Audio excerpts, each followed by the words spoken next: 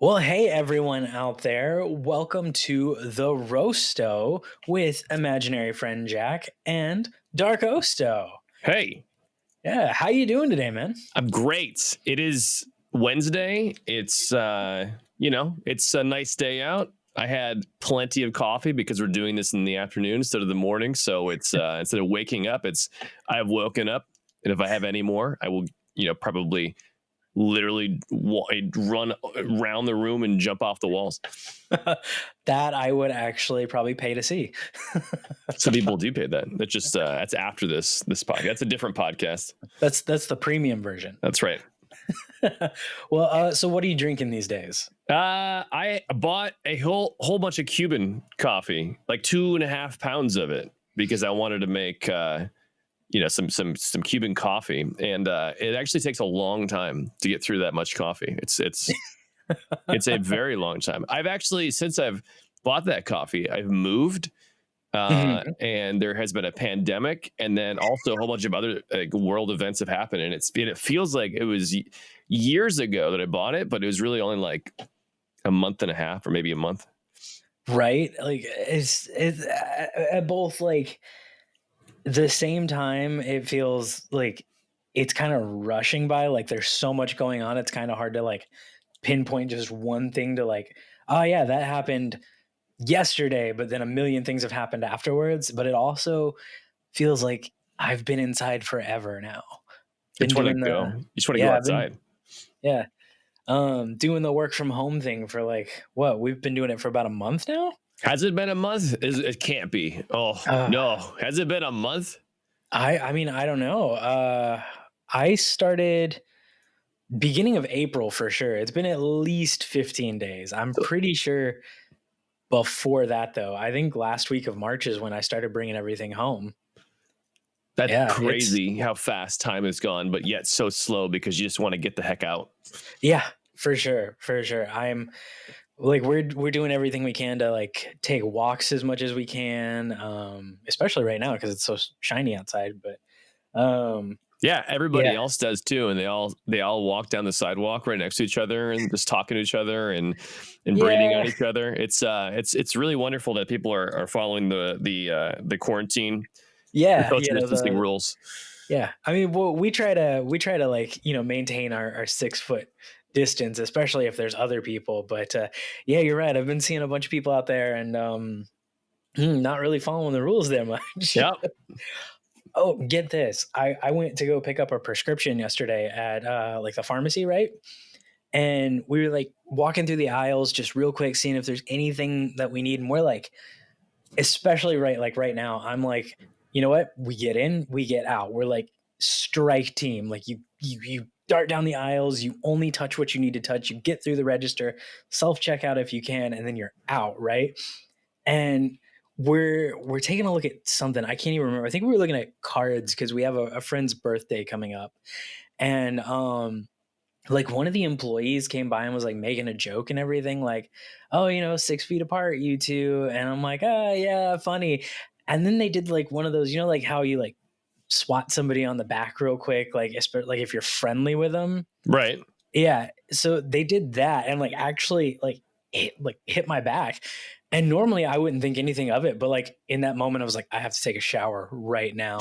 Wait, somebody who gave you a hard time about not socially distancing touched you? Yep. I don't think she meant to. I think, but it like just swatted my back and I was like, yeah, no, nope. Got to get home. Gotta wash. It seems kind of counterproductive there, but okay. Yeah. Well, whatever. I guess some people just want to go out there and just smack some people and make sure that they're putting down the rule of law to you. What's that quote from The Dark Knight? Some men just want to watch the world burn. Yep. Well, okay, so we're obviously, quarantined inside. You've been doing a lot of streaming from home, I know. But what else have you been doing to kind of pass the time, keep yourself busy, all that fun stuff? I've been making stupid videos about terrible tasting cooking recipes on my time off, because now that I have all my equipment here, it's easy to just set up and record. Mhm. So I've been doing that, terrible things like ramen noodles and cheese to make mac and cheese. But Yeah. we're probably one of the saltiest things I've ever tasted in my life. Oh, no. Yeah, just trying to make it look silly, but also try to just pass the time doing something different. Right. So, did you buy all that cheese? Oh, well, let me pause I for just a own, second. well, okay, so there was a lot of cheese in my latest video. I had a huge cutting board filled with tons of cheese. Now, that cheese is just what we normally have.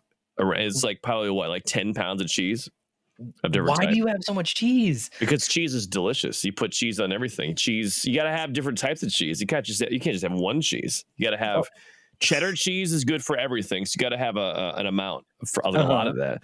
And then we have all kinds of other stuff, because you got to put Parmesan on some things. Then you got mozzarella, you got pizza cheese to make pizza with, and it's Mhm. just never ending. You need cheese. Cheese is I important. love the passion for cheese. Yeah, cheese is important. Yeah. It is definitely a cornerstone of the kitchen. Yeah, that is true. That is true. I will give you that. I was gonna pause for a second and say, so you've been posting these on Twitter.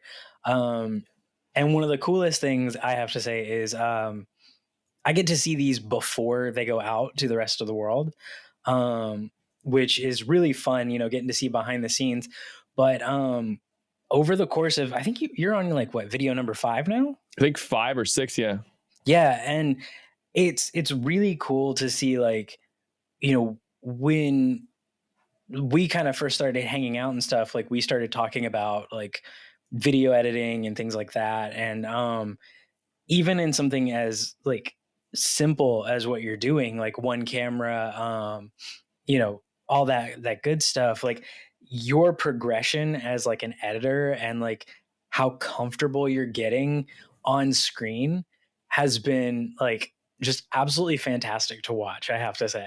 That's good, Um, because I feel he's your biggest critic. So I yeah. always end up watching, and like the last couple of videos I did, I was afraid that I didn't do the acting portion so well. I felt like it wasn't as I didn't feel like I was as I don't know the word for it. There was maybe not the passion, but just the attitude and the kind of the drive that you put into Mhm. the lines and the scripts and all that kind of stuff.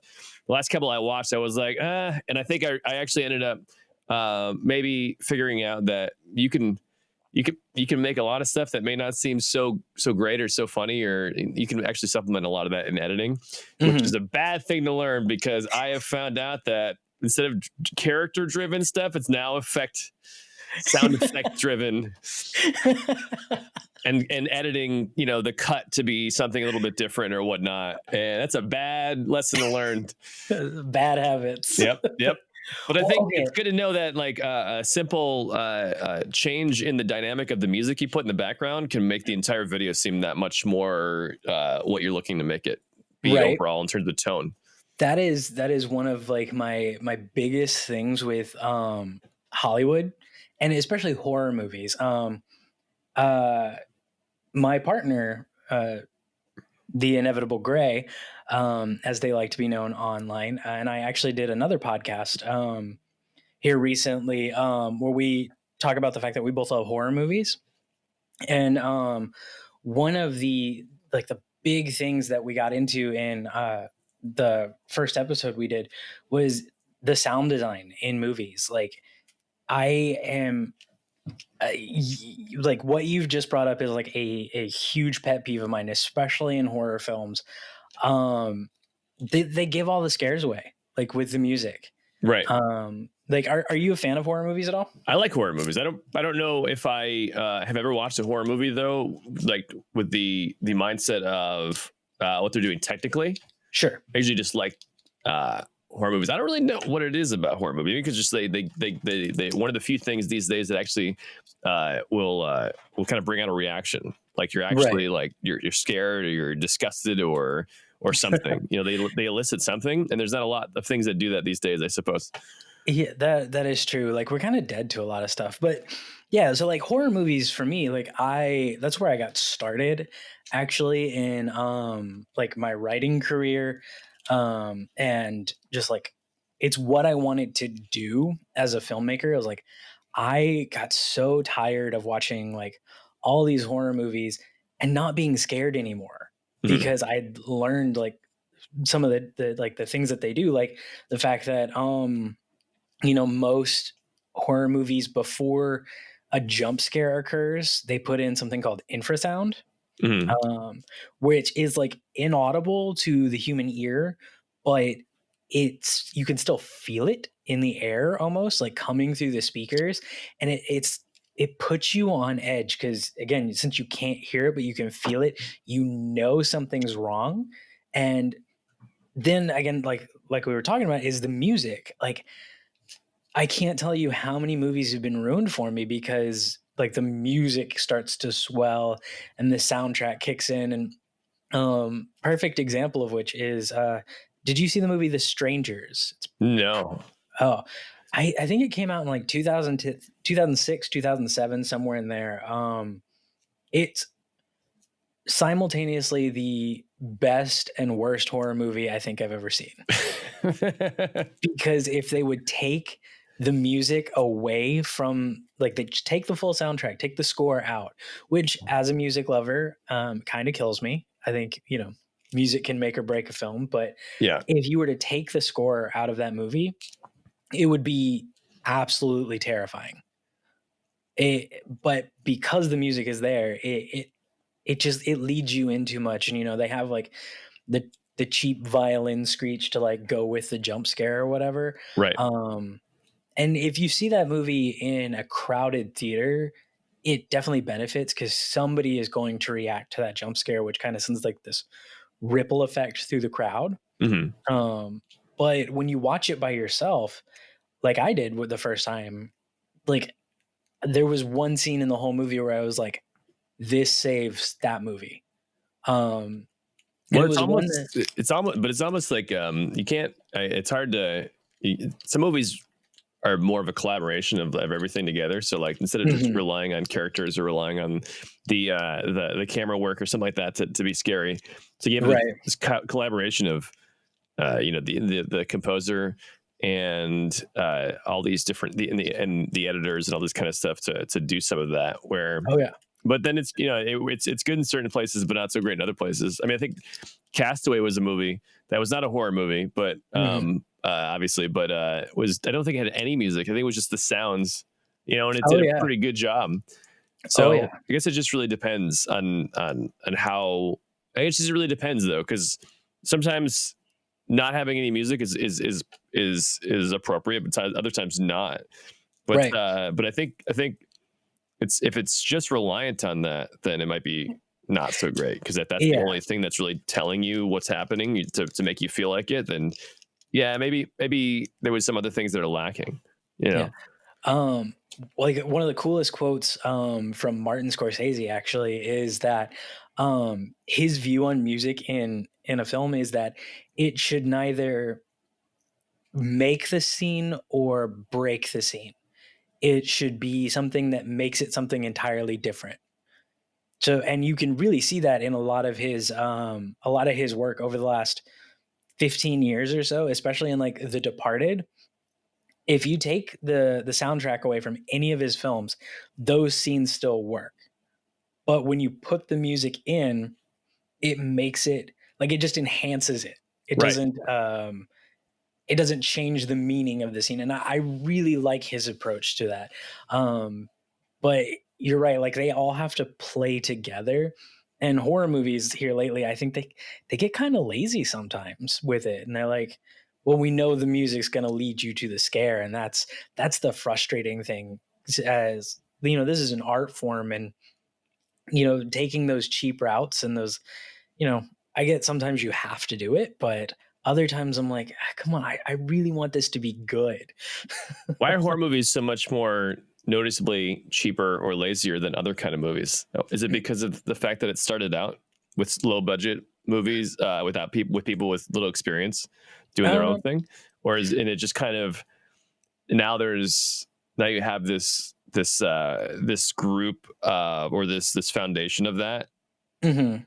Like, why is it those movies are the ones that are like that the most, it seems like?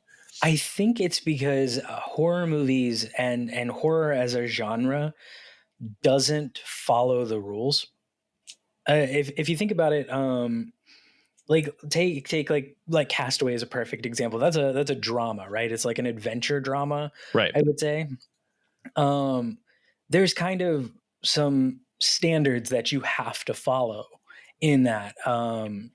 Or that have kind of like some tropes and some stereotypical things that you know is going to happen. Like, obviously, for him to have to survive, he's got to get lost. He's got to go through all these steps, and we have to follow kind of the hero's journey with him. Hmm. Now, regardless of what the end of the movie is, that's where they get to experiment and, you know, drive some things, change things up. But horror has never really stuck to that.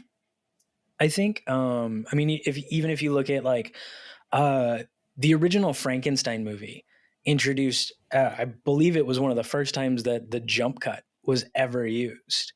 Um, and like all it is Frankenstein's monster is walking into a room, and you go from this like full body shot to a mid shot to a close up of his face, and you like hear stories about like the premiere of that, and people were terrified. They'd never seen anything like it before, and they got up close and personal with the monster, who, you know, today we look at and it's like, oh, okay, whatever, it's not scary. But they were breaking the standard rules that had been set by everything else. And so I think a Seems lot of like such a time, low bar, by the way, nowadays. Like, you're right. I Like, know. it's like, who cares? Like that today, you're like, yeah, okay, where's the good part? But Right. that's like that was the good part. That's Right. uh, society. Yeah, Oh, I mean, the original House on Haunted Hill with Vincent Price. There's literally a ghost on a skateboard. Like she like they walk into a room, and then she just like wheels by with like this like high pitched after like post production added like like arms up, and it is absolutely hysterical to watch today. But you can hear recordings of like the audience at the premiere of that movie, and they're terrified. people like losing their minds back then. Yeah. There's movies of or there's like recordings or people talking about back in the day, stuff like that. People would pass out. They would Hmm. get sick and they're like, I had to leave. I had to Yeah. leave the theater. It was too much. And these days, people are like, yeah, whatever, eating food during it, like whatever, Yeah. whatever. They're Give eating me more of food my during an popcorn. autopsy. Yeah. Yeah, yeah, And I think that's why they end up falling back on some of these like the music being something that leads you, is because a lot of times a film and a horror like director or writer is trying to find that next best thing. They're trying to do something in a way that's never been done before. I mean, there's always going to be like just your standard like, oh, this is a slasher film, follows all the rules, all the tropes we know. But a lot of times, in my opinion at least, I see that they're trying something new, and then it becomes so disjointed in trying these new things and these experiments that they kind of have to fall back on some of that in order to guide people in. So we start seeing some of that, like, okay, well, now the score has to be this way. Otherwise, people won't know what's going on, because they didn't have a firm grasp on their idea. They were so worried about experimenting and doing something new that they didn't kind of like, you have to know the rules in order to break them, that kind of thing. right. You have to have And people like managing it. You have to have people standing back and saying, hey, yeah, I know you're in charge, but but this doesn't make any sense. I don't get what right. you're going for. And then the director's like, Yeah. we'll just make him feel it in editing. Don't worry. He's like, I don't really know, but wouldn't it be better if you just did? No, we're just gonna add music and we're gonna cut it up so it looks like it's actually scary. It's like, Mhm. okay, sure, okay, And that happens in studios all the time, and not just in horror. I mean, the real thing that people are talking about nowadays with that is superhero movies, obviously, especially around like DC and all of that. But it all started in horror. Like you come up, you can have an amazing film like the original. Okay, I don't think it's an amazing film. I think it's as somebody who's written stuff like this, I think it was a very cool idea, and it was well executed. But the original Paranormal Activity, is at the time was such an out there idea, and it was really well done for what it was. But then the studio came in and was like, well, the ending sucks because we can't make a sequel out of it. And so they changed the ending. That was supposed to be one film. They changed the ending because they wanted sequels, and then Yep. so I mean the movie's been out for long enough, right? So it's probably Right. but so we all know. Wait, Here's so your spoiler alert. yeah, the spoiler alert. She comes in and she kills the husband and then runs away or whatever, and then. Right. But what was the ending supposed to be? So the original ending that I know of, or at least have heard of, is that she kills the boyfriend or whatever, and then she basically just sits down and waits, and then the cops arrive and they like pick her arrest her. Yeah, it's like they did like a like speed up with the footage or whatever, and like the time code and everything, and that was the end. Is like, you telling me that somebody could not figure out how, if they wanted to, how to make that I can think of like 3 ways to turn that into another movie off the top of my head. Right. Well, I mean, she just gets out of jail. Isn't she crazy and super strong and she's possessed, right? So why wouldn't they? I think they end up killing her in the original ending too, if I remember correctly. Like, she like starts to attack them, and like they put her down. Right? And so they change it. They're like, well, that ending doesn't play well enough. So we're going to change it to this, and then we can make sequels out of it. And now we're on Paranormal Activity like 20, right? Right. Right now, yeah. We're like, I think we're on like Paranormal Activity like XX or something like that. You know, they're just gonna. It's like Friday the 13th movies. Like right. the first couple were like okay, and you're like, but the first one was definitely the one because you're like, this is different, this is new. Mm-hmm. It's not a great movie. I don't think it was a great movie. I just think it was very it was spectacle because it was unique. Just like the Cloverfield? Yeah, was pretty decent because you're like, oh, I haven't seen this yet. But when you think about it and you go back and you like sum it down into like a few pieces, you're like, these aren't really difficult pieces. These are they're just done in a way I've never seen. So my brain isn't sick of it. But yeah, they keep making these movies and it's like, yeah, but you basically are taking the thing that made it good and now you're just like driving it down our throats, and now it's not good because I've seen it a billion times. Like they come out with a new Paranormal Activity movie and you're like, so it's cameras ready, they're just doing cameras catching stuff. Okay, like I get it. That what they would, it's funny because what are they going to do next? They're going to it's like the regular movie. All right, now it's a regular movie with cameras that we don't know exist because this is in like what are they going to do? Well, I think in like the last one they did, it was like, oh, you can actually see the ghost world at the same time because of some weird filter we put. I didn't watch. I stopped after the third one, and they got more and more ridiculous, and I was like, no, I can't do this anymore. Or like relatives or something like that, or like I don't know, like at least with Exorcist, they didn't write themselves. Although I think those are based on books, anyways. But the first one is, yeah. So like, but at least they can like do something because it's a demon that possesses you, right? So that they can like jump from one person to the next and so on and so forth. Like you can do stuff like that, but I don't know.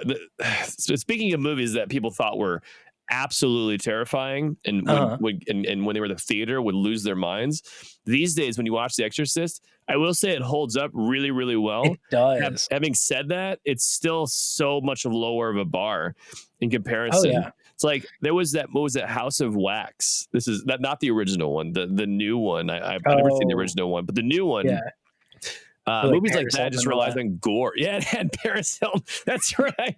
Remember when Paris Hilton was a big deal? She's on TV and she had her all of her life just basically out there. Everybody cared and whatnot. And then like television show and everything. Yeah, and then she was in movies and that kind of just seemed to disappear. That's just crazy how those things pop up. She was in that movie. So yeah, Yeah, but the movie relies on, like, I guess Paris had to rely on her name, like, first of all, because why probably. would you, Yeah. because she was big deal back then, but like lots of gore and things like that. Hmm. Whereas movies that came out, Exorcist is like 50 years old, by the way. Did you know that? Yeah, yeah, actually. Like, I love that movie. yeah. But you're right. Yeah, it's like it's going on 40, almost 50, yeah, I think. Remember the second one? Uh I try not to.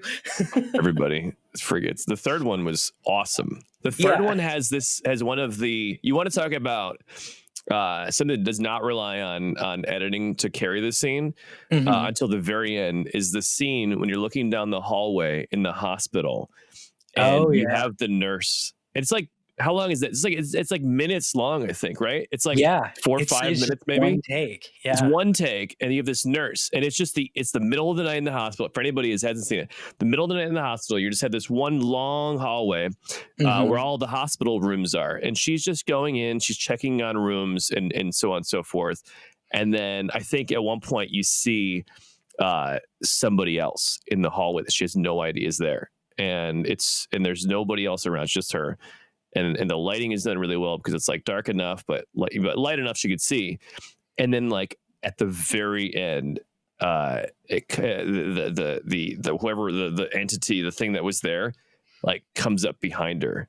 Yeah, and And it's like, chasing her.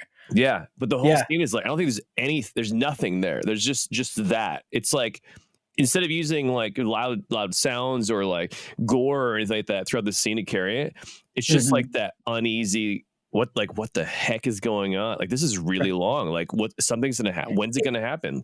It Like, makes you take notice. It's so long that you start to sit there and you feel uneasy because it's so long. I would say it's even more so now because we're so bombarded with sounds Oh, yeah. and effects and everything, like, all day, every day. And like, we have music these days that there's like this whole debate and this whole movement of people who try to compress the heck out of music these days. Like, Okay, you yeah. ever look at like popular music over the last however many years, like, not, it's been like what, 10 years at least, where music, if you look at the waveform, it's, and the waveform, obviously, the smaller the waves, the softer it is, the bigger the waves, the louder it is, Right. when you're looking at the volumes and whatnot. And it's just like a solid block because they take all this quiet stuff, all this loud stuff, and they just bring it into the same volume level. So you get Hmm. music that, instead of like, you get like, what was the song that drives me crazy? It's a random song, Disturbed. Down with This Sickness, and Oh, it has yeah. this part where it's like, it starts out really like this one guitar or whatever, and it's like, Yeah, it's really low and yeah, and it's like yeah. this intro, and then the entire band kicks in, but the effect is gone because the volume stays the same. It's just a band now playing with it, Hmm. but there's not like this. This is the great thing about classical music and symphonic music, is that it's there's dynamics built in. Soft, Right. there's mediums, there's louds, there's super loud, super soft, and everything in between.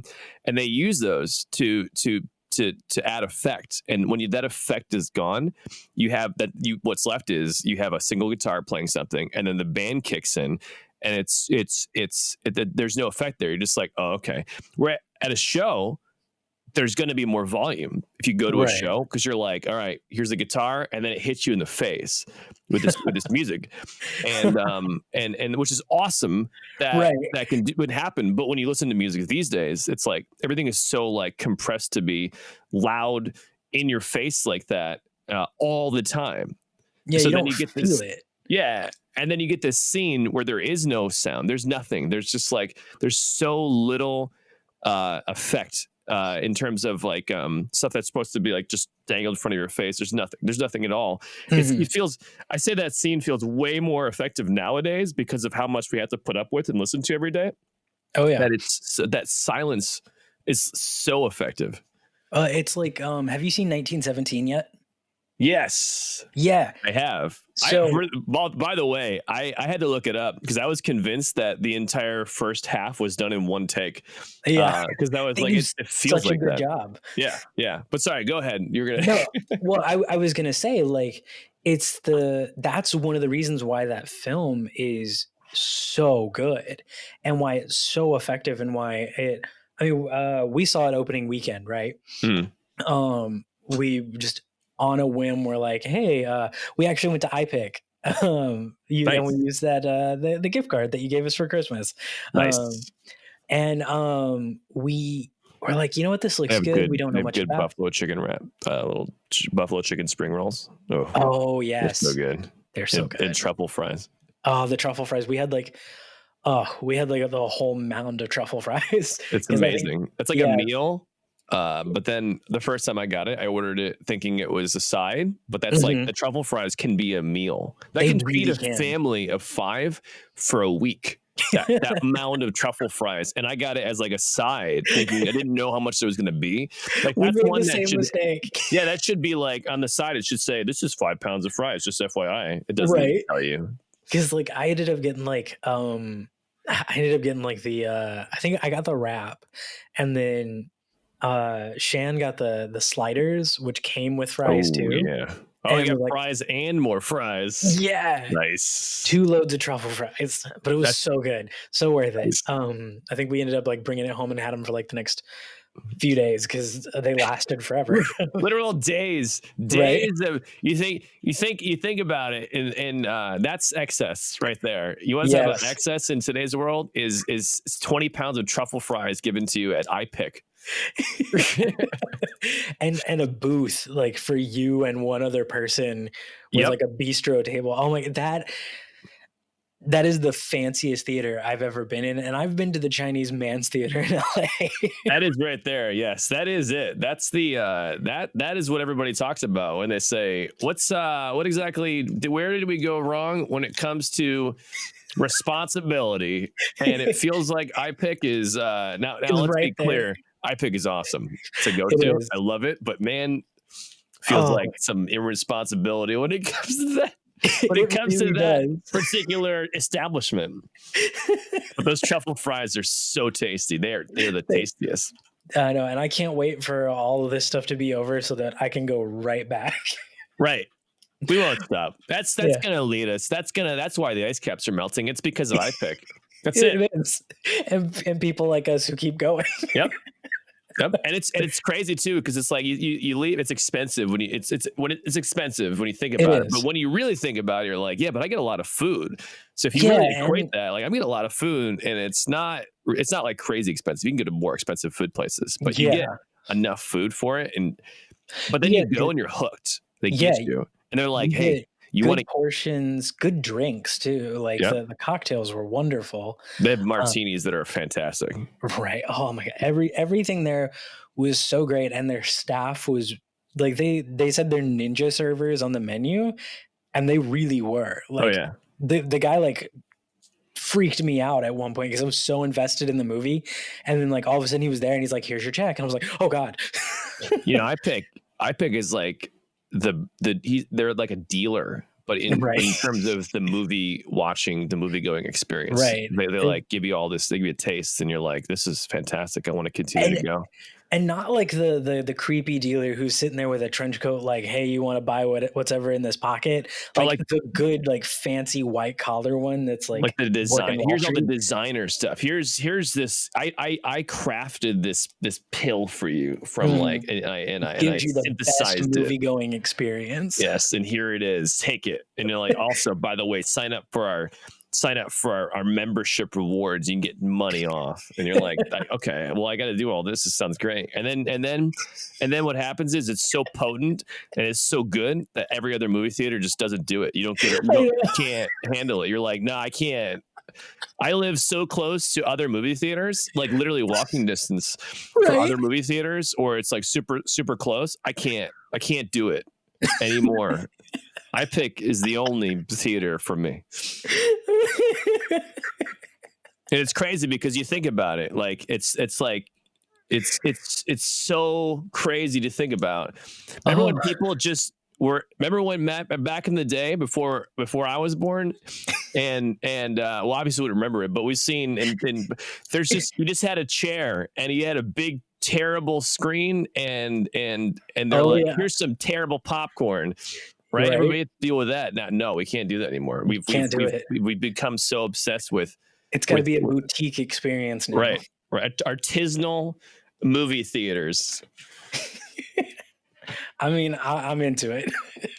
I mean, it's fantastic. It is. But yeah, so we saw 1917 there. This is a good movie. It is. This is a good movie. And the reason it's so effective, I think, and is because of the exact same reason like The Exorcist 3, it doesn't rely on, I mean, there's a lot going on in that movie. Sound-wise, there's a lot that went into it, and you can tell the entire film was a labor of love.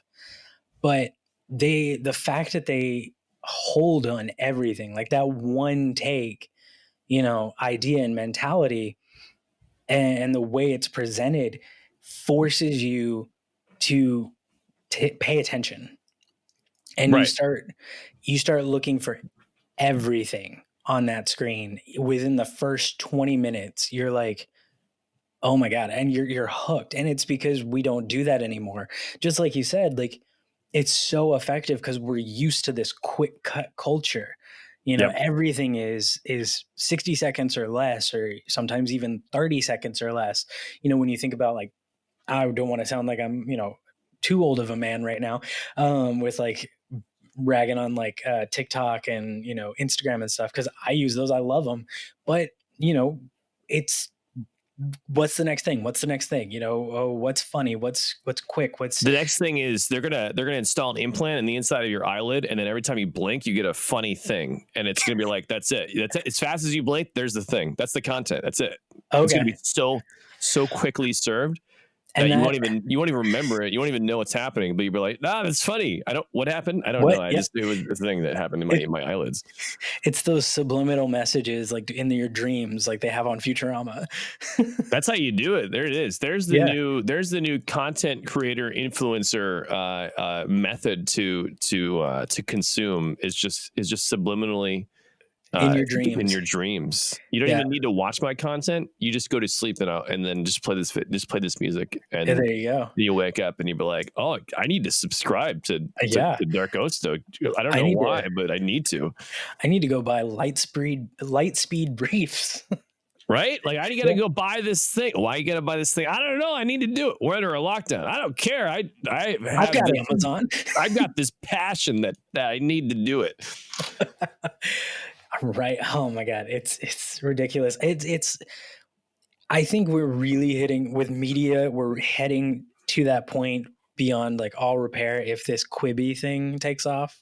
Mm-hmm. Like I have no problem with short episodic things like the YouTube. That's a great example. Like YouTube has like their influencers, their channels that are like, hey, this is 20 minutes long, or this is 10 minutes long. You get it once a week, that kind of thing. Right. And I don't mind that at all. My problem is when you add the binge watching element to it. I'm like, why not just make a Netflix show? Right. Like, right. I don't, I know it's going to take off this whole thing, but it irritates me so much. I keep seeing the ads for it and I'm like, it's a good play though. I think, you know why? Because it's made by, it's made by YouTube. Everybody says stuff about YouTube. Ultimately, I watch YouTube every single day because nothing else really does it for me like YouTube does, or at least the features or works on all my devices and whatnot. And I saw that and I was like, Quibi, for those of you who don't know, Quibi is like YouTube's response or their take on the short, minute long videos, they're like 10-minute episodes or something like that. Or like, they're shorter, like, but they're not meant to be. So it's like it's like on one hand, you're like, okay, YouTube is open, you can do all these things, but on the other hand, it's like, okay, well, let's see what they do, because at the very least, you have companies that are trying to do this stuff. Hopefully they'll actually evolve or do something. Although it does seem like everybody's forcing each other to get faster and faster and faster. Like, you can do 10 minutes in ours, so you can do 2 minutes and 20 seconds in ours. Well, ours is a 10-second video. Like, right. Like, I mean, you can tell a story in 10 seconds, but should you?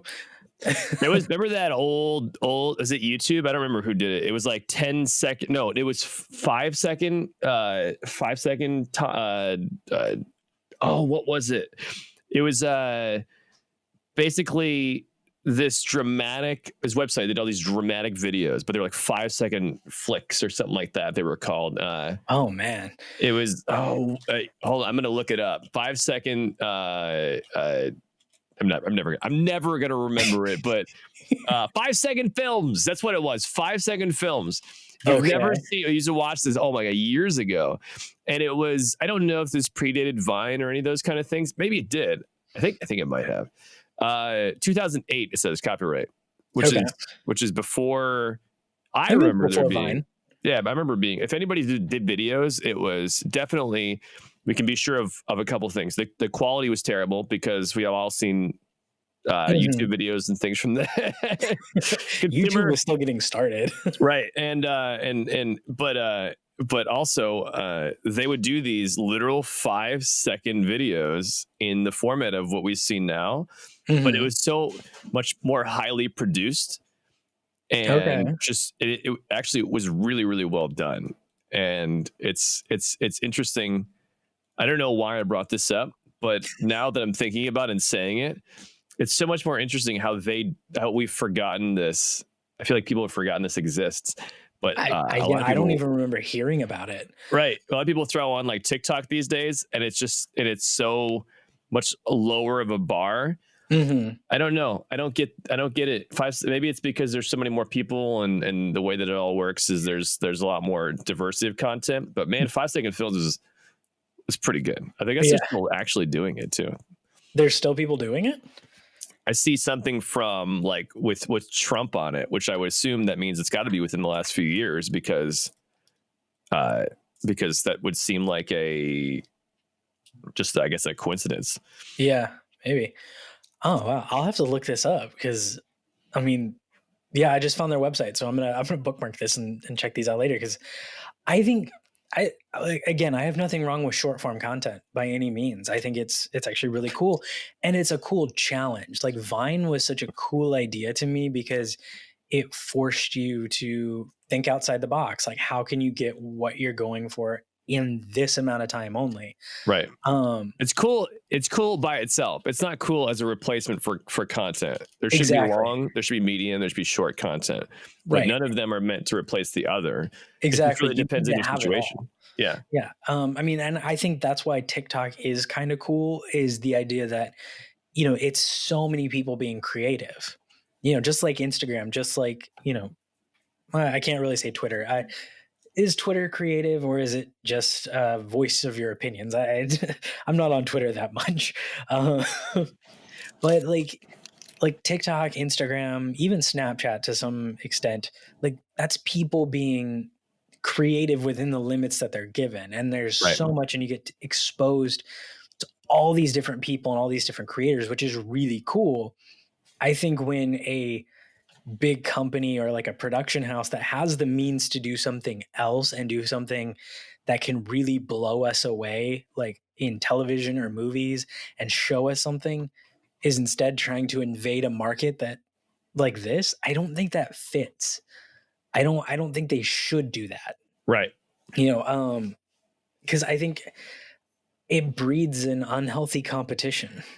Like, because now people are going to be like, well, I have to make the next 10-second, film that looks like, it was produced in a huge studio, when, you're setting yourself up for failure that way. I think like you have to know what you can do and make the best thing that you can in those restraints until you can make that bigger project. I mean, so you're saying you should start out small and then get bigger, and not be bigger and go small. I mean, yes and no. So I just wrote an article for an article. Yeah. So I had no idea you're a big deal. Well, I'm writing it for the company website. We're putting out like a blog, right? Yeah. As soon as the new site gets launched and all that fun stuff. But I wrote one about like how to stay creative during all of this. And one of the things, or no, that's not what it was. I'm thinking of a different article. Sorry. I wrote an article about stop. I wish that I could write so many articles that I get mine confused. You are like, speaking of staying creative and on top of it, you you have like, I feel bad. Yesterday I made a sandwich and I made a stupid video. I thought that was a lot, but you're like over here writing multiple articles and so many that you're forgetting, which one and whatnot. Man, I need to step up my game. I feel bad. This I'm is sorry. I didn't mean to make you feel bad. motivational video or podcast from me. Well, hey, if I can help in any way, I'm glad that, but So you said you were doing an article on saying, was it, sorry, it was so saying, I wrote an article about there's an excuse that I'm certainly guilty of using as a filmmaker, and I hear a lot of young filmmakers and even like older filmmakers use it, and it's this idea that, oh well, my camera's not good enough, so I can't do this. right. And there is something to be said about the quality of a camera. Like, don't let anybody tell you that there's not, but you don't have to have a red dragon or a red epic with anamorphic lenses to tell a good story. Is that a real thing? Are those real things that you just said? Those are all real things. They yes. sound like something from Game of Thrones that you just described, but they're actual camera pieces and parts. Yep. Okay. And one of the things I talked about in that article was the film Tangerine. Yeah. Have you seen that one? No, I haven't. So I would recommend it's one of like the films I would recommend anybody who's interested in film watch. It was shot entirely on the iPhone 5S. Wow. And it is absolutely fantastic. They did that with an anamorphic lens adapter. So they used the built-in camera and they got these lens adapters. And the reason they did it that way is because they only had about $100,000 to make this film. So they had enough to buy an iPhone and they were like, all right, here it is. Well, it was they're like $100,000. All right, get an iPhone. How about everybody else? No, they have to work for free. All right, we don't have any. We spent the whole thing on the phone. Exactly. But the director, who is also I think one of the co-writers on it, he was like, you know what? We have a great story. This film it's a gritty story. It's a hard story. It's funny at times. Because of the characters, but he said, we don't have enough for a multi-day shoot to just justify buying these huge cameras, which are the body of a red dragon alone. I believe the base model is $16,000. That's quite a bit of coin. Yes. And he was like, I want to make sure that I pay my actors. I want to make sure that my crew is paid and fed, because filmmaking is not, especially a feature film, is not a inexpensive thing. That's why a lot of pieces, a lot of infrastructure. You have lots of things that is not just actors, equipment. Yeah, and the anything that's classified as indie, like an indie film, is $1 million or under. That's low budget. So, you think $100,000 in compared to $1 million, that's a big difference. And he decided he wanted to spend his money where it was going to count the most. He knew he could tell his story with whatever camera he had. He could have easily gotten a, like what I have a 5D Mark III, which is a really good high-end camera, for about $3,000. But he said, I have a story that I can do all of this with if I use my budget the right way. It is a gritty story. And he looked at his subject matter and he said, I can do this and I can do it with this phone. And I can make something unique out of it.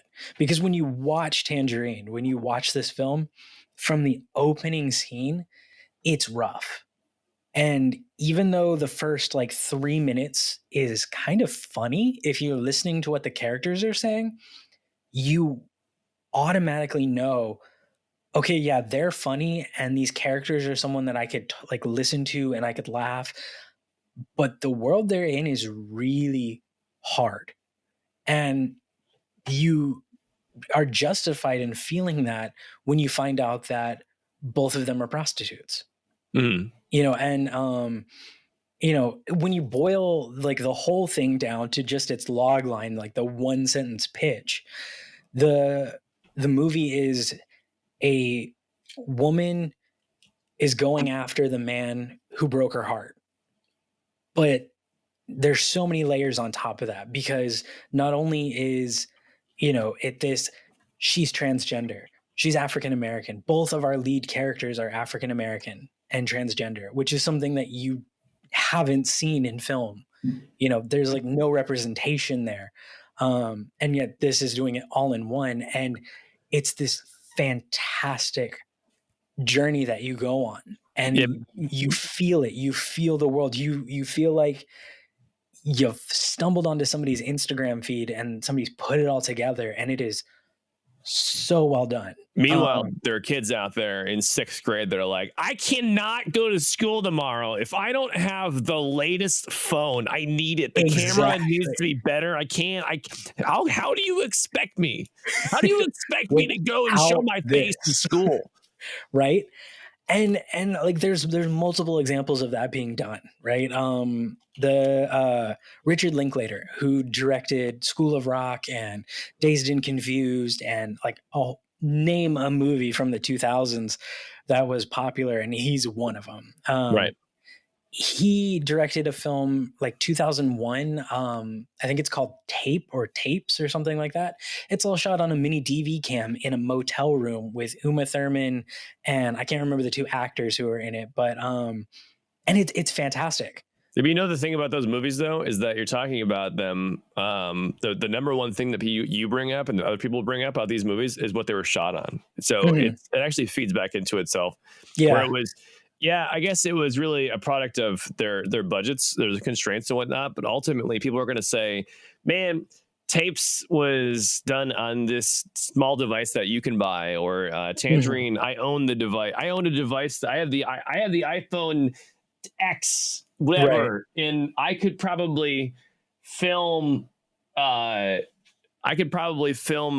movie myself, right, on it. It's like I'm so much farther beyond it, but we talk about those movies, and that's what you bring up. You're like, I have this thing that they used, right? You know, so it's just interesting about it because that becomes something of a conversation piece.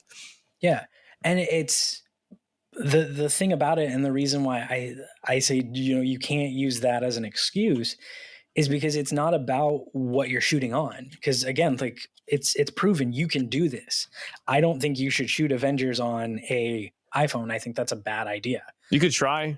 And now that I say that, I actually kind of want to see somebody do it. Somebody probably has, with like little action figures and whatnot, and like cut or whatever. They do all these different scenes and cut them all together. Right. And you know, but you just got to know your story. Right. And a good story doesn't have to, I mean, it's proven from the beginning of time, a good story, people will listen to it. People will watch it. I mean, there's some things that are, you know, unforgivable. Like, you know, if you're going to make a movie with an iPhone, probably don't put a lot of CGI into it because it's going to look like Birdemic or Birdemic 2. Birdemic 2. Wow. Yes. Hey, oh my God. The funny thing is the epidemic in the movie was the movie itself. It was a lot more meta than it was supposed to be. Yeah. I do find it funny though. We've actually somehow this has led me to the thought of how I have been doing videos at home, and I hate stuff looking bad. I like having decent quality, you know, movies that I do. Even mine are like a minute and a half or something like that, or 2 minutes long, and I end up really trying to make everything look as perfect as I can, and which leads me to sometimes I don't do things because I end up not liking them or not thinking I have the equipment I need to get it across. Right. Because I have this like, it needs to be super polished kind of thing, and it doesn't. I guess it can be. It looks great. You see movies that are super polished. You're like, this is pretty good. Or you see games that are like that, super polished games, but it doesn't mean they're going to be good. Other than they just look phenomenal. Star Wars, the prequels are quote unquote super polished, but those were absolutely just Yeah. wonderful pieces of film. Everybody loves those movies. And Oh, yeah. I mean, uh, I think the latest trilogy is the exact same way. there's polish. Actually, it's grittier polish though for me. Yeah. Like I felt the prequels are so.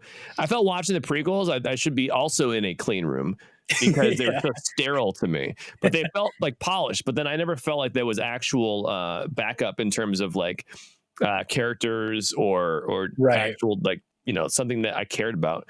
And then It at was least so one-sided. yeah, and then it seemed like every scene was shot down a hallway. You see character one and character two talking to each other. It would go Mhm. camera on character one, camera on character two, then back up, see both characters, and they would be walking down a hallway. They'd stop in the hallway and they continue to walk down the hallway. Like I felt like the whole movie, every time there was any kind of like communication, Yeah, between it's characters. At least the newer ones though felt like it was more gritty but still polish. right. So they cinematically they looked so much more impressive than like the original trilogy. But the original trilogy was just the opposite. It was so much less about that. I mean, they did so many awesome effects for back in the day. I Right. mean, they had like these really insane setups to be able to do the trench scene in A New Hope. They had that whole like custom built camera mount system Right. and whatnot. But it never felt from now when you look at it, it's hard. I guess I never saw it at the theater, but I can imagine back then it was like, Jesus, this is so polished, so good, so Right. impressive. But But it wasn't the focus. It was just like a way to enhance it. right, because they knew they had a good story. They knew they had something that people I mean, A New Hope is the hero's journey, right? Right. Like almost to its bare bones, like Luke is just like he's uh, of questionable parentage, has no idea where he's from. He initially refuses the call, but then something changes that makes him go. You know, but they took that and they repackaged it in a unique way, which actually, in all honesty, wasn't that unique. If you look at like Flash Gordon and like some of the films that Star Wars was heavily inspired by and George Lucas was inspired by, but they told it in a really cool way and it was a good, solid story. A story doesn't have to be super complex like Inception to be good. It can be simple. You just have to tell it in a good way. Again, like you look at, I mean, Primer is it's a good example of this. Primer is a movie that was shot on like some. I probably have the equipment here to shoot Primer, but oh yeah, the actual substance of that movie was like in one house, maybe in like in their Mhm. garage in their house, and like that's about it. But the subject matter and what they and what happened in the movie was so much more interesting that Exactly. those things overrode any of the not so great camera quality Yeah, we or overlook that yeah. because we get sucked into what's going on. Coherence is the same way. That one's free on Amazon Prime if you haven't watched it. Okay. But yeah, it's in that same vein as like Primer, and some of the camera's like kind of handheld throughout the whole thing. It's needlessly shaky at times. There's a scene where they look up at the sky and like the quality is just like it's rough, but the story is so good and like you like the characters, you kind of get drawn into them really quickly and you overlook everything else because you're like, well, what is going on? I want to, and again, the story itself, like if you boil it down to a log line of just one sentence, is really simple. They Right. just package it in a really cool way. There's And probably I that think initial shock of, oh, this looks kind of bad, but then it does a good job of like saying, hey, forget about this and look at this stuff, exactly, and you're like, oh, okay, there was bad cameras, what? Oh yeah, I guess so, but yeah, I was because more so involved in the story. yeah, by the end of it, you're like, oh my god, this is so cool. um, and yeah, and so I think that's why I ended up writing that article is because we think so much in that, well, I have to have this one thing and what's going to make it great. When in reality, that's not the thing you should focus on. You know, Right. your equipment can be the best thing in the world and you can still make trash, or it Right. can be the worst and you can make the next Oscar winning whatever if you care about awards. There's something to be said about it, the trash equipment being so bad that people don't want to watch it or listen to it because it sounds awful or looks awful. So that bad. But yeah, you're right. There's at least once you get that certain bar of like, okay, it's watchable. Yeah. But like there's some things like audio, your audio needs to be the best it can be, even if you're making like a 1 minute, like whatever, like, you know, people don't want to hear terrible audio, which is why I want to lead a revolt against anybody who records with their phone at a concert, because you people need to stop. It sounds bad. It does. Oh, it's so bad. You can't hear anything. It's like, yeah, but it's the hype. I don't know. I can't see or hear anything because it's grainy. There's lights flashing, and all I hear is yeah. You're like, I can't. yeah. They need to. Those people need to calm it down. Right. Okay, so we've talked about movies a bunch, but I wanted to ask you. So I haven't had a chance to drop into the stream that much here lately, just because things are, you know, all shifted around and stuff. But I don't know what you mean. Stuff's different. I have no idea. I mean, I guess other than coming into the office, you know, kind of get a little bit of a pass on the change up, which is okay. But what games have you been playing lately? Like what are you focusing on stream? And then what are you playing off stream? Like what's been your thing for like, this is just what I want to do to relax and have fun? What is having fun? I don't know what that is. All I know is work, and that's it. No, I'm dedication. On stream, I've been playing a game called RimWorld. It's if you don't know it, it's very much like a older kind of game called Dwarf Fortress. Also similar to a game like Oxygen Not Included that came out later. It's a colony management game, but the kind of difference to it is you don't have direct control over everybody. You can tell them in certain instances to do certain things. You can draft them in case you need to give them direct control. But ultimately, you need to let them go about their own ways, and you basically just manage them by saying your job is cooking, but you're going to prioritize that after you put out fires, because you want to put fires out first, but then you cook after that. But if you can't cook, then you're gonna go do you're gonna carry stuff around. Okay. You're gonna haul stuff. So you have to manage everybody individually with priorities and whatnot, and then you get dropped in on this planet. It's a RimWorld, right? So it's like far out, and it's like the Wild West kind of thing. Yeah. You know, and you pick and you have what's called a storyteller, and that's basically the AI that is giving you or serving you events. Sometimes the events are nice, sometimes they are like a raid from like this faction that wants to steal your stuff and whatnot. And so but the whole trick is that you not only have to deal with them in terms of feeding everybody, making sure they have shelter, but everybody gets super stressed out. So you need to manage their stress levels. So like you have to make sure they can go like, you know, be recreational, and you have to make sure that they have enough time to work and do what they need, and make sure that they have a sleep schedule. Right. Some people want to be a nudist, so if you force them to wear clothes, they're like, nope, I'm going to have a mental breakdown, and then they start lighting your base on fire because that's their breaking trait. And then others, if they're like, I can't believe that you made me be a cannibal, I'm going to go on a like, how could you do that? Because you can do that. So they get mad about that. How many people have you made eat other people? Well, okay. So sometimes when you're out in the RimWorld, I will say it's very, sometimes it's very hard to get food. So you have to do what you can do, you know? So there was one time where the only way, if people were going to die, okay, so I needed to serve up a meal. So what I did was I only had, there's this trait in the game called psychopath, and these particular people don't care about being cannibal. Just letting you, just to throw it out there. But I had the psychopath characters, because I had plenty of them, go into the kitchen, and they prepare everything, and they packaged it up in a meal and put it in a little freezer. And the Uh-huh. rest of the colony was forbid from going in the kitchen.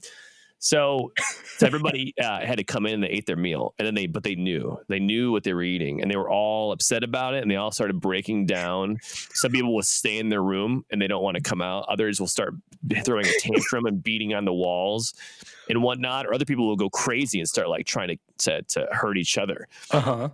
And this is basically RimWorld. This is that you got to just manage a colony of crazy people because they need to be happy but also productive And eat people.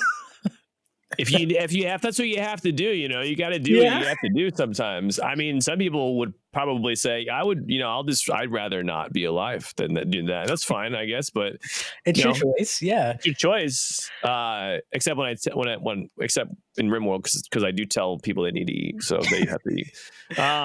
But yeah, no, it's this game where it's just like a bunch of. The best part about RimWorld, in my opinion, is though it's a game that I can tell you a story about it, and it's actually a silly story, or like it can be a super compelling story. I remember things that happened in that game, events, they're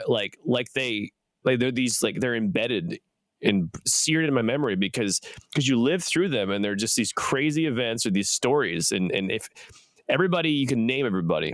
right. So we have an integration where people in my chat can become somebody. So then you're like managing like with these people that you spend time with every day, and it's just you become closer to them, and then you start really feeling like you're living this life with these people in a weird way. And then, but you can remember these stories, and that RimWorld is the kind of game. There's only a couple games that have ever had this. Right, I would tell you a story.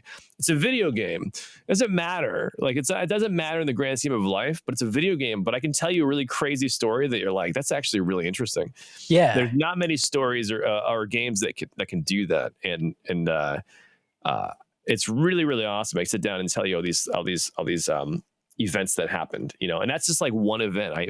I had another one where I had somebody spawn 100 man hunting crazy animals, and they descended upon my house, my base, and I had to get everybody ready to go. Like people were ready with their guns and their weapons ready to go, and there's a stream of animals comes through, and then there's these animals that when they die they blow up, and so like the entire base, everything's on fire, and people are like running around, and I'm trying to I got one guy who's like running through and trying to be the hero, and then he gets eaten, and then somebody else is like trying to save the other colonists, right? They're trying to go and like hide behind a mountain somewhere, and it's just like these crazy things. It's like I will never forget that, and there's not many games that do that. It's so cool.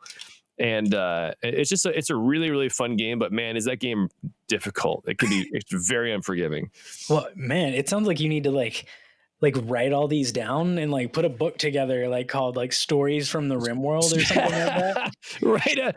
These are not my personal experiences. These are experiences I had in the video game RimWorld. Exactly. Like I think that's pretty cool because it seems like no one player will ever have the same experience as anyone else. Oh no, there's like so many events that can happen that it's guaranteed that you will. And plus, when you go to spawn in, first you pick who you want to bring. Do you want to bring this team of 3 people and some supplies? Do you want to be this one guy who has a whole bunch of supplies but he's just by himself, or you want to be this group of tribals that have low, they have like low technology, but there's a whole bunch of them and whatnot, and then you get dropped in, but you have to pick. Where in the world? But the world has all these. You can be up in a temperate zone in a mountain, or you can be in just like a field. You can be in a cold area. So there's like so many different randomly generated areas that it's almost impossible that you'll live the same story twice. And that's cool. And the storyteller is designed in this game to kind of serve you up these things that are supposed to be unique.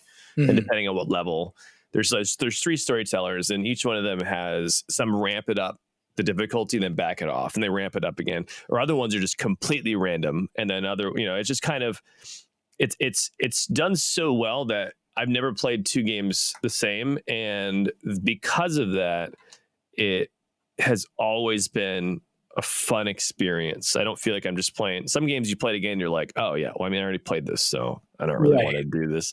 No, RimWorld has some features or mechanics that you will experience the second time, but ultimately that's not really the thing that is driving it. That what's driving it is it's going to be different. So you'll feel like you can play that game for hundreds, if not thousands of hours. Well, you're making me want to play it. Like, I'm going to have to get this now. Oh, it's so good. I definitely recommend it. It's very much, the thing about it, it's funny about RimWorld is that I've read this and I've talked to people about this, is that Dwarf Fortress was a game that came out however long ago. Dwarf Fortress is a game that's very much like this. Mm-hmm. But instead of people on a RimWorld, you're a bunch of dwarves, obviously, and you have to do all these, you have to manage your colony and do all these things. But the thing about Dwarf Fortress is that I personally feel like it was an ASCII art. So It looked so it was so difficult to look at, and there was so much more depth into everything in your management. It was so hard because of the complexity of it, right? What's funny is that RimWorld was the game that popularized the Dwarf Fortress style because it made it look good and it made it's in depth. Don't get me wrong, but it's not that much. There's not that much complexity compared to Dwarf Fortress. So it was the game that popularized the Dwarf Fortress style, but it was not Dwarf Fortress that did it. Okay. If it makes sense. Yeah. No, it kind of took the good and polished it up and made it more accessible. And then people who want more can go into the other game. Right, you can go to Dwarf Fortress and actually they're releasing it on Steam soonish. I don't think they already have. And there's a new Dwarf Fortress version coming out, and it's actually done with instead of ASCII art, it's done with an actual texture pack. So everything looks pretty good, and it looks like that's the biggest thing. Is I hate to say it, but man, Dwarf Fortress, the way the original Dwarf Fortress always looked to me. Mm-hmm. I couldn't, my eyes could not handle it. I need to have some level of graphics, I suppose, to be able to kind of process what's going on. Right. I need it's just something that helps my brain out, and it's so hard to overcome that because I don't want to be like that. Mm-hmm. But and the game has so much depth and it's such a good game, but I can't do it because of the way the game looked. But now there's a version coming out where it actually has art and textures and everything like that to it. Right. And now as I'm looking at the release date on Steam, it says the release date. It says time is subjective. So eventually, it'll come out. Yeah. So that game is like the original kind of big popular game, I suppose, but not widely known as RimWorld. And RimWorld really kind of brought the people in, and then you have games like Oxygen Not Included that came out, which is instead of so RimWorld and Dwarf Fortress are top down. Mm-hmm. Oxygen Not Included is a little bit of a spin on the same type of genre. Is that it's 2D. Everything is almost looks like you go up and down instead of horizontally, right? Okay, you ladders, you go to the next level, you go down and all that, but you're landing like an asteroid kind of thing, and you have to worry about a few other different things, basically. Mm-hmm. You still have to worry about mood and whatnot, and you have to make sure people have artwork and sculptures so they can feel good about themselves and forget that they're on an asteroid. But also there's an update where they have to worry about washing their hands so they don't get any kind of diseases or anything like that. So it's just basically like people management. Yeah, that's a little topical, isn't it? Yeah, well now it's just funny because they came out a while ago with that one, because you have to put these little desanitization stations almost everywhere. So people were like, all right, I'm gonna make sure I get all the germs off and whatnot. But that one you also have to worry about oxygen.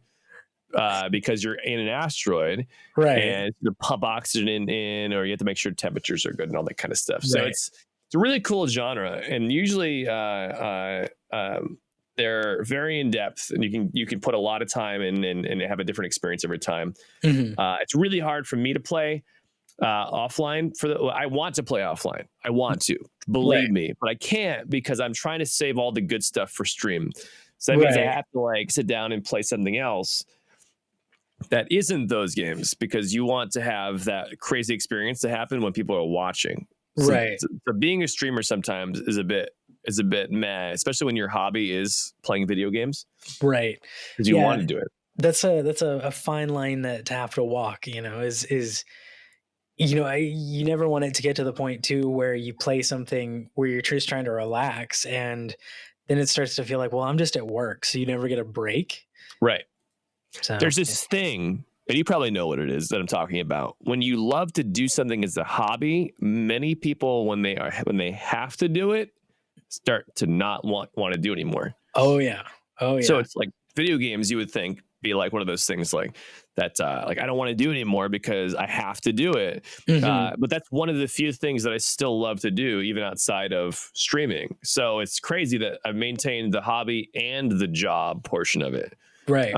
But I I- also try to play other stuff too. So it's not like I'm not playing this exact same stuff on all the stream that time. I am off stream. Yeah. Which goes to your second question: what have I been playing off stream? Other than playing video director and actor on my days off, I've been kind of going through games here and there. I don't know. I it's hard because doing the whole streaming thing, I feel like I have very little time.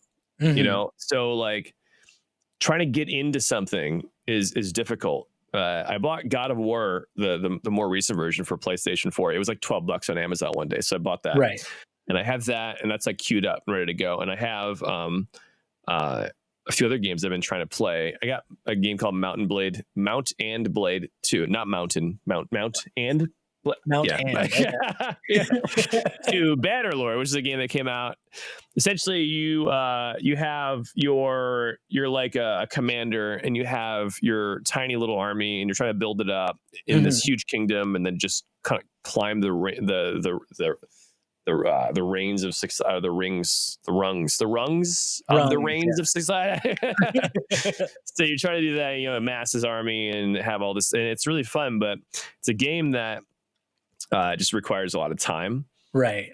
So it's so I find that I'm able to put an hour or two in, but that's been trying to play that. I've been trying to also find co-op games or other games to play for future stuff too. So I try to jump into games here and there and just like, is this gonna turn out to be a cool game, Right. or not? So it's an interesting thing.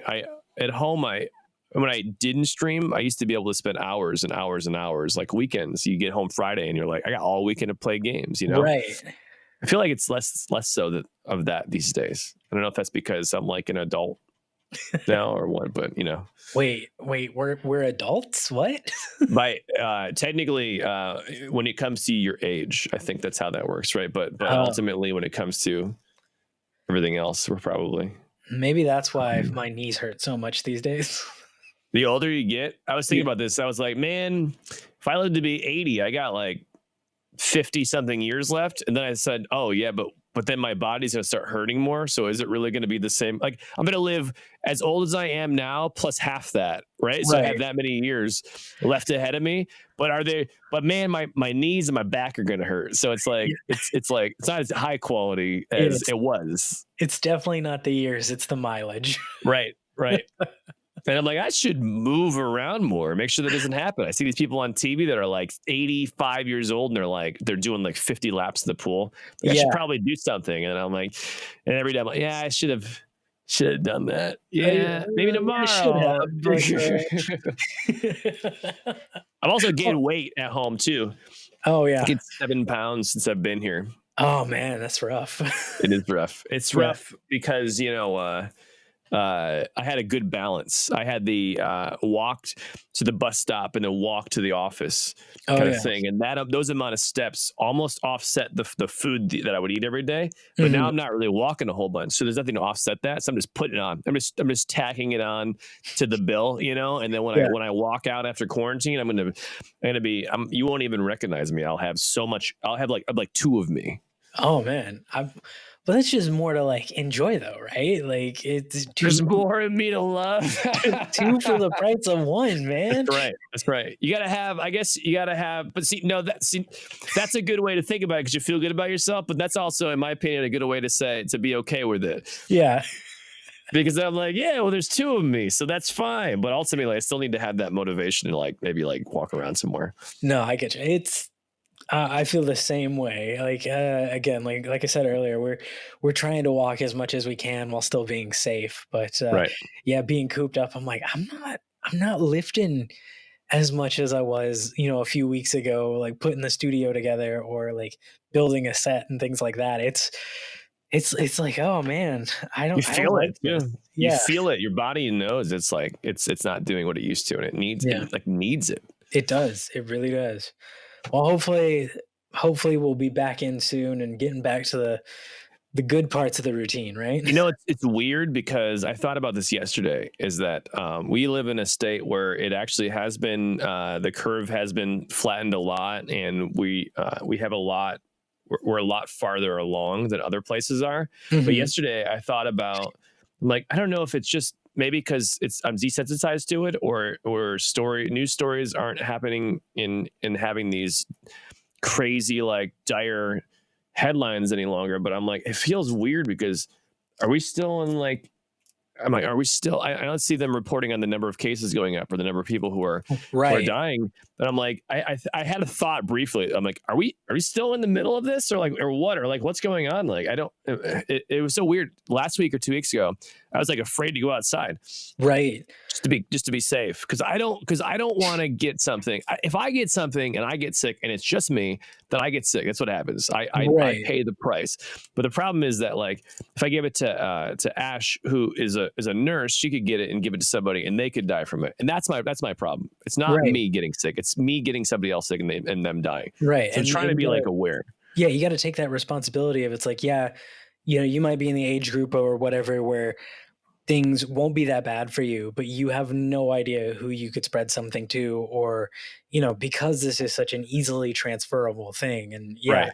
If I was to die from it because of my stupidity, I have nobody to blame but myself. And it exactly. was just me and that was it. Then I could be like, yeah, I did Yeah, that. That was my fault. Maybe I shouldn't have done that, but I did. And here's my consequence. Like that right. is, I could live with that. Well, I wouldn't live with it because I'd be dead, but ultimately, you know what I mean? Like, but if I give it to somebody else, then that's not okay because that's just Right. me knowing that I should be a bit more careful or cautious. Right. And anyways, I feel like it's so strange because just the difference of stories, maybe it's where I'm looking, or maybe it just feels like, I don't know. It feels like it's not bad, but then again, I don't, I No, haven't, I completely understand what you mean because this week alone, and like I'd say tail end of last week too. You're right. Like I wasn't hearing about it as much, in the places that I was looking.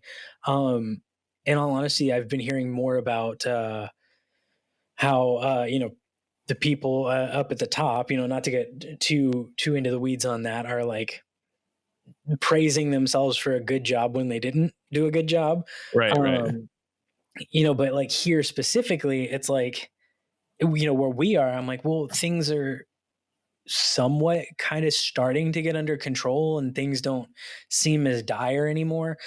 But then I get like, I Skype with some family that I have down south, and they're like, yeah, it's actually just starting here, which is such a wild thing to think about, is like they're still on the rise where we're kind of like on the tail end, not, or like starting the tail end. It's so weird to think like we're really not that far apart in the grand scheme of things, and yet we're still so drastically, you know, at different ends of what's going on.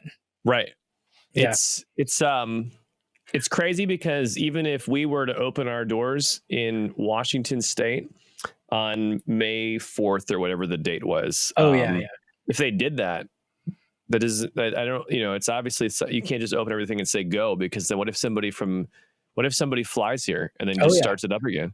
Well, and they're already seeing that in like I was hearing a report the other day that like it's not nearly as bad in China as it was like when everything first started, but they opened up, like they ended the full lockdown in Wuhan, and like immediately within the first week, their cases went back up. Like, again, not Wow. nearly as high, but they were there. And like, that's what It's enough. happened. It's enough that it's something you can't just. Such a. I don't ever wish that I or anybody has to be in the position to make the call, because every decision is going to be wrong and bad. Oh Everything, yeah, no matter what. Can you imagine being the governor of New York?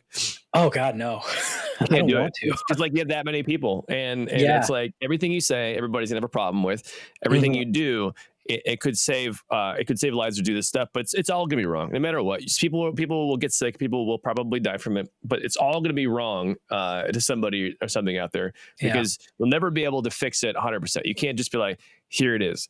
And Yeah. you have to sleep or try to sleep. I can't imagine he gets any sleep, or any of these people. Yeah. I don't want to ever have to worry about that, and it's just Me, crazy to think about the stress and the yeah. responsibility. I mean, you could probably see after all this, like look at a picture of like the governors like beforehand, and then like whenever this finally all goes, is under control at least. Like, and Yep. I guarantee you, they've probably aged like 10 years in the span of like 6 months. That's nuts. It's like being the president. Do you ever see pictures of before and after presidential or presidents? They Oh yeah, like, especially with Obama. yeah, Yeah. he was pretty young, and before he went into office, then he comes out and you're like, oh, Yeah, you're like, dude, ooh, that guy's really. it Really really looking. shows you like what you go through when you have to make those decisions. I feel like what they do is they bring you in, by the way, this is completely random thought, but they bring you in the first day and they're like, all right, here, and they open the suitcase. All right, here it is. Ready? Aliens are over here. And here's all this other crazy stuff. There's like 70 diseases waiting to come out. And then also there's like this stuff going on and all this nonsense. And then you're just like, all right, well, so I gotta not talk about this and then put up with this for 4 or 8 years. Yeah. Yeah. And then so then they have to do all the other stuff. It's just, I Yeah. can't imagine what they know, what they have to do, and then not talk about it and this and that. And then, that's just. Yeah. No, I get it, man. Well, actually, you brought up aliens, and that's I think a good place to kind of segue into the end of our episode here, because I really want to hear your thoughts now on aliens next episode. Like, Oh yeah. yeah, I love like, X-Files, by the way. X-Files, okay, probably yeah, one of I my do most too. favorite shows of all the time. Yeah. So I think next time we record, maybe we do a little bit of a deep dive into X-Files and aliens, maybe some conspiracy theories here and there. That's awesome. I'm down. Okay. Let's do it. Awesome. Well, thank you so much for jumping on with me today, man. My pleasure. Yeah. Where can everyone find you in case they are a first-time listener to both of us, or, they just don't know who either one of us is? I stream 5 days a week on twitch.tv/Darkosto. And if you also can check me on Twitter, just twitter.com/DarkostoTV. Usually I'll talk about my schedule and also all the other videos that I do that's not on Twitch. Awesome. And you can find me on most socials at Jackie Brink Art. That's Jackie with a IE. And I'm on Instagram, Twitter, not as much on Twitter, mostly on Instagram. I even have a TikTok now, where you can see some of my like drawings and things like that that's going on. But from myself, from Darkosto, we want to thank you guys all for listening. We are broadcasting from an underground bunker somewhere in the Pacific Northwest. We hope that Pirate radio. Exactly. We hope you all are staying safe. Wash your hands, and we'll see you all next time. See you later.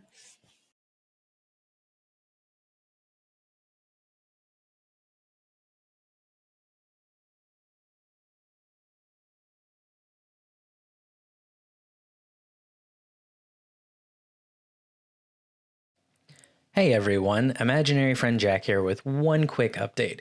If you have questions for Darkosto or myself, you can send them to theroasto@gmail.com. That's TheRoastoh@gmail.com. Thanks for listening, and we'll see you next time.